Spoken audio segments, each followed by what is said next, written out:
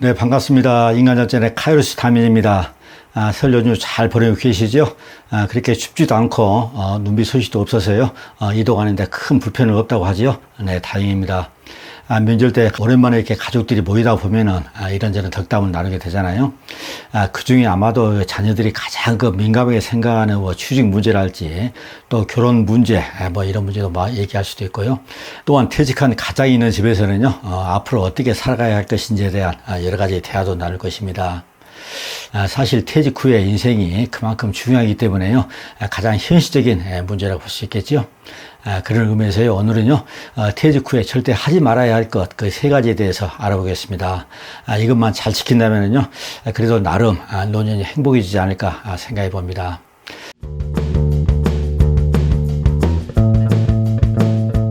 자, 그 첫 번째는요. 경험 없는 일에 손대지 않는 것입니다. 이거 정말 중요합니다. 공직에 있거나 회사에서 퇴직한 사람들의 면면을 보면은요, 주어진 일에만 충실했지, 사회 물정을 잘 모르는 그런 경우가 다반사입니다. 조금 쉬면서 뭐 할까 생각해 보지만요, 선뜻 마땅하게 할 것이 없어요. 그렇잖아요? 그래서 여기저기 기웃거리다가 프랜차이즈 창업을 하거나 요즘에 인기가 높은 그 커피숍 가게를 멋지게 또 차려서 영업을 하기도 합니다. 요즘처럼 그 고물가 불안 시대에요. 기존의 사람들도 어려움을 겪고 있는데 경험도 없고 사회 물정도 전혀 모르는 그런 새내기들이 어떻게 참 그 야생에서 잘 견딜 수가 있을까요? 네, 그것이 문제입니다. 제가 꽈배기를 참 좋아하는데요. 동네 어느 날 갑자기 이제 꽈배기 가게 하나 생겼어요. 그래서 오며 가면 이제 꽈배기 사먹는 그런 재미가 참 좋더라고요. 그런데 어느 날 보니까 꽈배기 가게가 문을 닫고 없는 거예요. 폐업을 했더라고요. 당시 부부가 이제 함께 했었는데요. 그 연세를 보니까 아마 퇴직 직후에 가게 문을 연 것으로 보여요. 한 6개월 정도 이렇게 하시다가 그만두셨는데, 이렇게 얼마나 마음고생이 심하셨을까 이렇게 생각하니까요. 괜히 짠한 그런 마음이 들더라고요. 규모가 크든 작든 간에요. 일단 폐업을 하게 되면 그 손실이 클 수밖에 없잖아요. 고스란히 그 빚으로 남게 됩니다. 한때 그 치킨집이 대유행을 했잖아요. 그런데요, 요즘은 커피숍이 그 뒤를 잇고 있습니다. 저는 한 25분 정도 걸어서 출근을 하는데요. 출근하는 길에 보면은 그 커피숍이 상당히 많습니다. 이렇게 제가 할 일 없이 이제 커피숍이 몇 개나 있는지 한번 세어봤는데요. 한 15군데 내지 한 16군데 되는 것 같아요. 일정 구역에 커피숍이 한 5개 있다고 가정했을 때 한 15개로 늘어났다면 어떤 일이 생기겠습니까? 당연히 매출이 줄어들겠죠. 한마디로 경쟁력이 생기지 않는다는 그런 얘기입니다. 창업에 성공하기 위해서는요, 노력과 경험이 절대적으로 필요합니다. 그래서 어떤 사람들은 잘 되는 가게 일부러요, 이 알바를 자원해가지고 가서 장기간 이렇게 일을 한다고 합니다. 한마디로요, 노하우를 이렇게 익히는 것이죠. 이런 사람들은요, 실제로 개업했을 때요, 성공할 확률이 굉장히 높습니다. 퇴직 후에 넘어지면요, 그 후유증이 오래가기 때문에 철저한 준비만이 답인 것 같습니다. 퇴직 없이 무토되고 창업했다가는요, 어려움이 불보듯 뻔합니다. 퇴직 후에 절대 하지 말아야 할 것, 그 두 번째는요, 사기꾼에 속지 않기입니다. 사기꾼의 사전적 의미는요, 습관적으로 남을 속여서요, 이득을 꾀하는 사람이라고 나와 있는데요. 제가 생각하는 사기꾼의 이미지는 이렇습니다. 고급차를 타고 다니는 것이 특징이고요. 언변이 아주 유창합니다. 또 환한 얼굴로 상대방에게 접근하는 것이 특징이고요. 옷 매무새를 할지 외관에 신경을 많이 쓰기도 합니다. 호텔 커피숍에 그 사기꾼들이 많이 모인다는 그런 말이 있잖아요. 실제로 호텔 커피숍에서요, 사기 수배자들이 많이 근거되기도 합니다. 퇴직할 때는 목돈을 많이 가지고 나오잖아요. 그런데 사기꾼들은 어떻게 알았는지 퇴직자의 주변을 서성거립니다. 좋은 데 투자를 권유하기도 하고요. 어디에 투자하면 시중 금리보다 높은 이자로 지급하겠다고 유도를 합니다. 1억 원을 투자하면은요, 월 100만 원씩 이자를 지급하기도 합니다. 일정 기간 동안 꼬박꼬박 이자를 지급해서요, 안심시키고 결정적인 순간에 날라버립니다.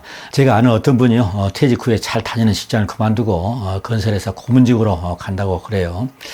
그런데 한 2개월쯤 되니까요, 사직하고 좀 쉬고 있다는 그런 소문이 들려요. 물론 적성이 맞지 않아서 이제 그만둘 수도 있고요. 아니면 다른 이유도 있을 수가 있겠죠. 저는 그분이 이제 건설사 고문직으로 간다고 하길래요, 왠지 조금은 좀 미심쩍은 그런 생각이 들긴 했어요. 혹시 사기가 아닌가 하고요. 아주 끈끈한 인맥으로 맺어진 그런 경우는 별 문제가 없는데요. 아무런 연고나 인맥도 없는 그런 회사에서요, 파격적인 대우를 보장하면서 퇴직자에게 접근하는 그런 경우는요, 거의 사기라고 보면 될 것 같습니다. 고문이나 관리직을 미끼로요, 투자를 권유하는 일이 바로 그것인데요. 만약 자리를 유지하기 위해서요, 투자금을 유치했다면 그 투자금은 거의 받지 못할 것이 뻔합니다. 합법을 가장한 지능적인 사기 수법이죠. 사기를 당하는 것은 순식간입니다. 세상 모든 일에 의심을 다 가질 필요는 없지만 적어도요, 큰 일을 결정할 때는 반드시 다시 한번 생각하기를 멈춰서는 안 되겠습니다. 말하자면 한 번쯤 의심을 해봐야 한다는 그런 말이지요. 퇴직 후에는요, 이런 문제에 대해서 아주 신중하게 처신을 해야 합니다. 소중한 내 돈이 한순간에 허공에 사라지는 그런 일을 막아야 합니다. 퇴직 후에 절대 하지 말아야 할 것 마지막 세 번째는요, 은퇴 시기를 정하지 말자는 것입니다. 위에서 말한 두 가지보다도요, 이게 더 훨씬 더 중요하지 않을까 생각합니다. 엄밀히 따지면은요, 퇴직과 은퇴는 그 의미가 좀 다르죠. 우리가 흔히 말하는 퇴직은 현직에 있다가 어떤 사유로 일을 그만두게 되었을 때를 말하는 것인데요. 한마디로 현직에서 그만둘 때 쓰는 표현입니다. 반면에 은퇴는요, 일하는 것을 그만두고 새로운 삶을 시작할 때 쓰는 표현이지요. 은퇴를 뜻하는 영어 단어가 리타이어지요. 이 단어를 풀어서 설명하자면요, 리는 다시라는 뜻을 가지고 있고요, 타이어는 지친다는 뜻도 있지만 여기서는 자동차의 타이어를 말합니다. 그래서 은퇴를 뜻하는 리타이어는요, 타이어를 다시 갈아 끼우고 힘차게 달린다는 그런 의미를 내포하고 있습니다. 따라서 은퇴는 다시 뛰기 위해서 타이어를 갈아 끼우는 그런 시기라는 것이죠. 통계를 보면은요, 완전히 현역에서 물러나 은퇴하는 시기는 약 한 73세 정도 된다고 그래요. 제가 60세에 퇴직할 때요, 이런 생각을 한 적이 있습니다. 딱 70세까지만 일하고 이제 그만 쉬자라고요. 근데요, 그런 생각을 좀 접었습니다, 요즘에는. 70 이후에 쉰다는 것을 여러 가지로 얘기할 수가 있잖아요. 유유자적 현역에서 물러나서요, 마음 편하게 여행도 다닐 수가 있고요. 또한 취미 생활로 행복한 시간을 보낼 수도 있을 것입니다. 그렇지만 완전 은퇴 후에도요, 이 30년을 더 살아야지 모르는데 여행을 다니거나 취미 생활로 여생을 보낸다는 게 그렇게 쉬운 일은 아니잖아요. 좀 하다 보면 금방 지루함을 느낄지도 모르겠습니다. 그래서 퇴직 후에는요, 평생 현역으로 살 수 있는 무언가를 스스로 만들어야 합니다. 우리 주변에는요, 은퇴 후에도 여전히 현역과 다름없이 활발하게 사회생활을 하는 분들이 많이 계십니다. 꼭 돈과 연결되지 않아도 상관이 없습니다. 책을 꾸준히 읽고 끝내는 작가로 변신한 나이 드신 어르신도 계시고요. 평소 즐겼던 취미가요, 은퇴 후에 평생 직업으로 굳어진 그런 경우도 보게 됩니다. 뭘 하려고 해도 나이 먹어서 나는 이제 안 돼, 이렇게 입버릇처럼 말하는 순간요, 우리 뇌는 이것을 그대로 받아들인다고 합니다. 그때부터 우리 몸은 서서히 늙어간다고 하죠. 퇴직한 사람들이 갑자기 늙어버리는 경우를 우리는 많이 보게 됩니다. 바로 그런 이유 때문입니다. 그러니까요, 나이 먹었다고 티내지 말고요, 호기심을 자극하는 그런 일에 꾸준히 노력을 해야 합니다. 쉬겠다고 말하는 순간 모든 것이 끝나버립니다. 스스로 이런 질문을 해보는 것은 어떨까요? 나는 10년 후에 과연 어떤 모습으로 살아가고 있을까? 섬찟하지 않나요? 할 일 없이 뒷방 노인네로 지내지 않으려면 오늘 하루를 최선을 다해야 합니다. 퇴직 후에는요, 내가 바라는 방향으로 삶이 흘러가지 않습니다.